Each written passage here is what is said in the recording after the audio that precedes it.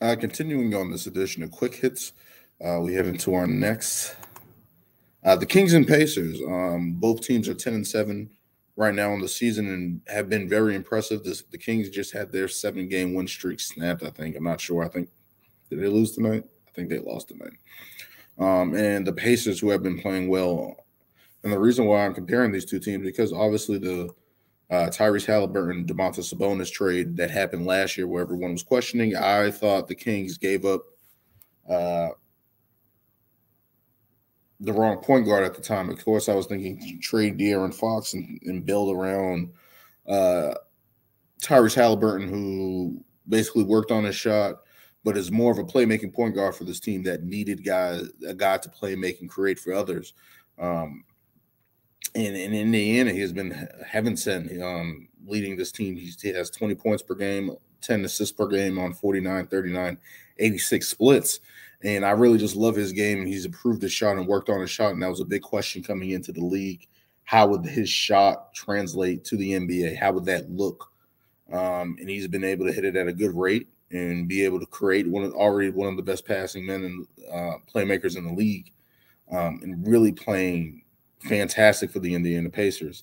And everyone was like, Indiana won the trade. But now Sabonis, who started off slow to start the season, but has really picked it up over the past couple of games, 17 points, 11.6 rebounds, 6.1 assists, and 57% from the field. This is a win-win for either team, the Pacers and Kings in this trade. Sabonis doesn't fit the modern-day big man in terms of rim protection and shooting the ball and spreading the floor, but he makes that up for his skill, his playmaking, his passing, his ability to hit guys and be able to – and you see it there with the assist total, being able to post up and hit guys cutting and things of that nature. He's paying dividends for the Kings. And the Kings, of course, everyone was kind of shitting on the Kings, but they have a really good team in terms of getting Kevin Huerter, who's been shooting lights out lately. Harrison Barnes, who's always going to be a steady veteran. And Keegan Murray, the rookie that has really been paying dividends for them and giving them a different dynamic to their team.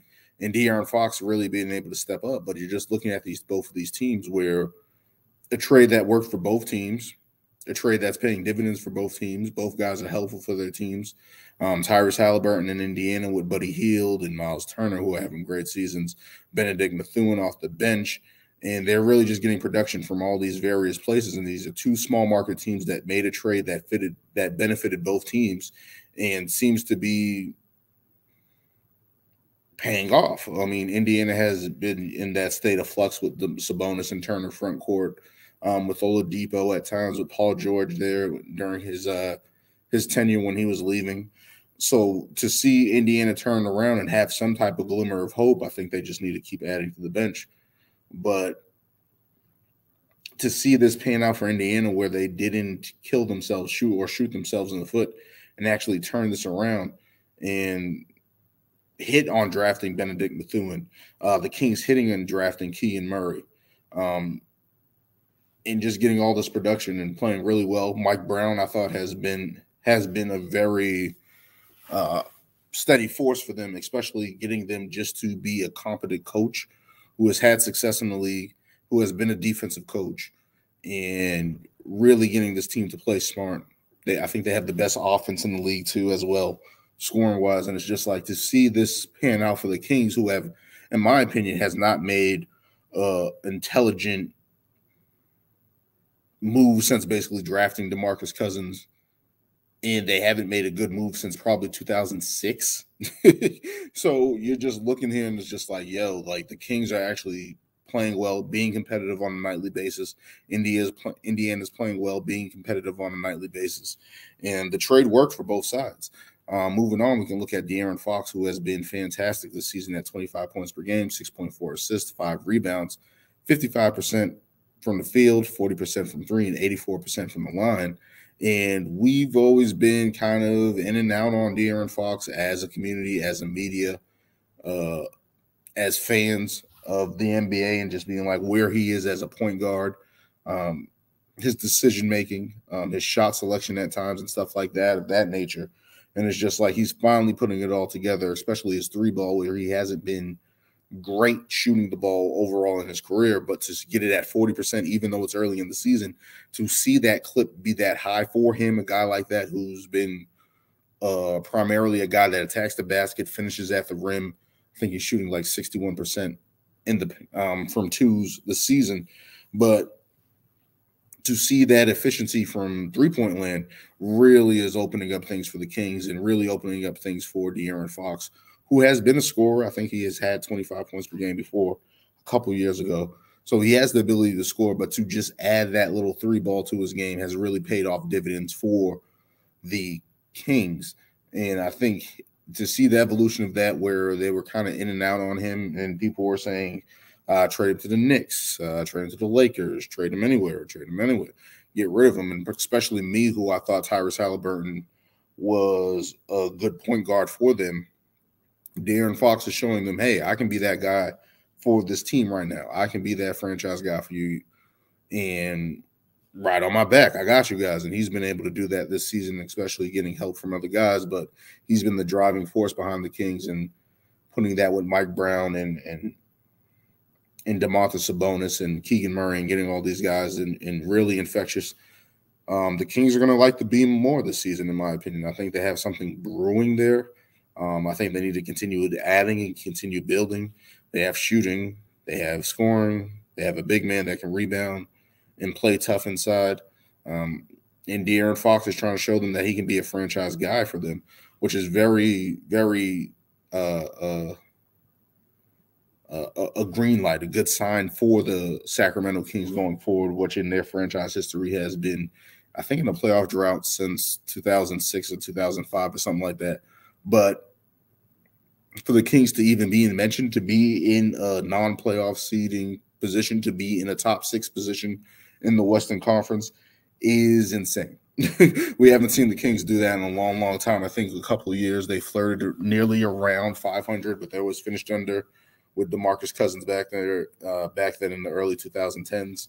To see them play well, Sacramento play well, they have been one of the most disappointing teams in the league, and to finally put something together where it looks competent, looks like it's competent, looks like it's going in the right direction, that is surprising.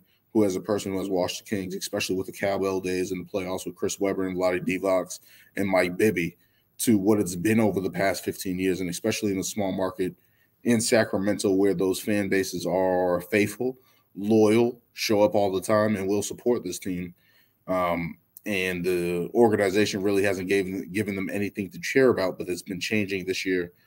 That's a very promising sign. Moving on to Myles Turner, who had a big game tonight, I believe, against Minnesota. I think he had 33 points or something like that. But the asking price for Myles Turner has gone up.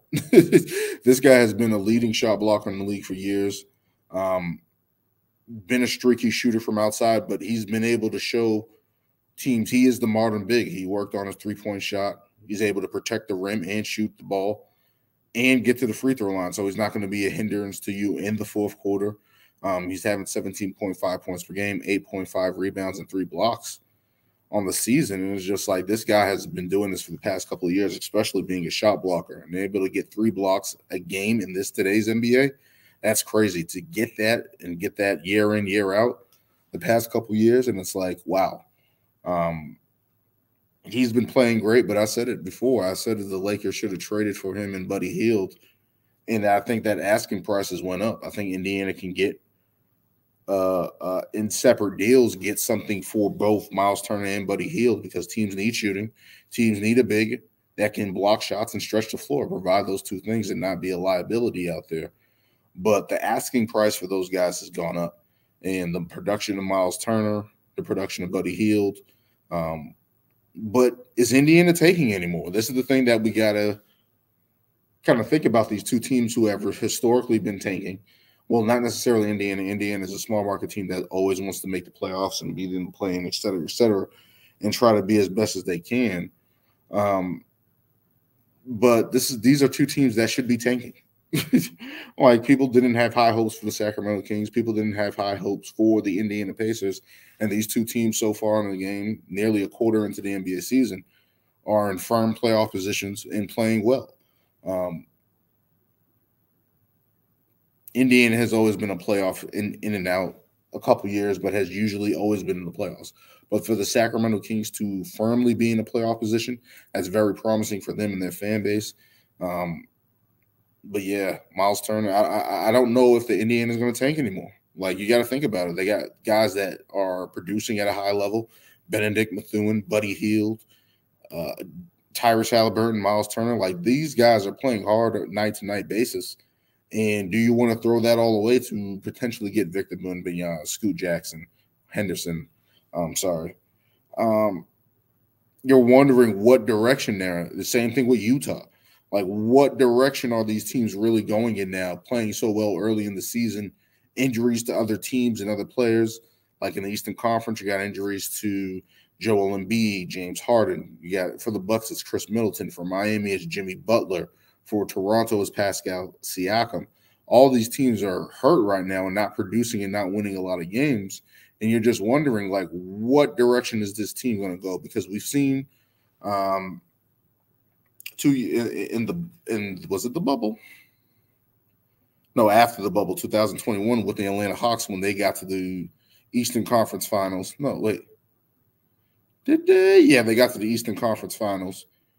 And you're like, whoa. And then the next year they didn't, they barely made the playoffs, made the play-in, barely got in.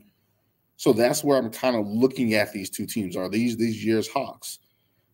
Is this year's Dallas Mavericks for the Kings? And I don't think they're going to make the Western Conference Finals, but I'm just talking in terms of making the playoffs and a team that's accelerating while the league is trying to find itself, especially with injuries to other teams and marquee players and basically hindering rosters. And you got Damian Lillard in Portland, who's hurt as well. So you're just looking at all these injuries like, yo, what's really going on? How are these teams? What's real? What's not real? How are these teams doing so well? But kudos to the Kings and Pacers for paying it forward, playing their guys, and getting the most out of these guys right now. Rick Carlisle in Indiana and Mike Brown in Sacramento. Two small markets again, in firm playoff spots. And you're just like, what direction is this team going to go? What direction are these teams going to go going forward? And it will be interesting to see